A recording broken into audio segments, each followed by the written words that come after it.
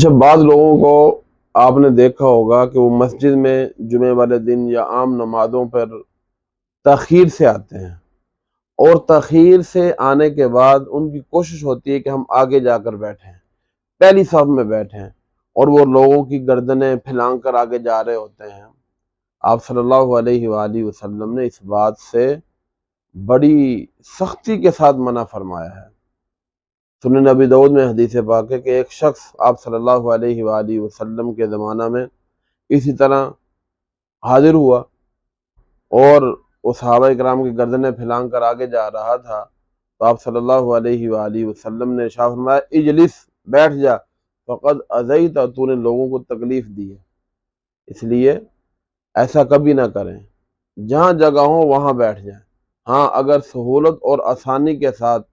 آگے جگہ میسر ہو، جگہ پڑی ہوئی ہے اور کسی کو تکلیف نہیں ہے، پھر تو آگے جا سکتے ہیں، لیکن اگر جگہ نہ ہو تو پھر لوگوں کی گردنیں پھلانگ کر آگے جانا یہ ناجائز ہے۔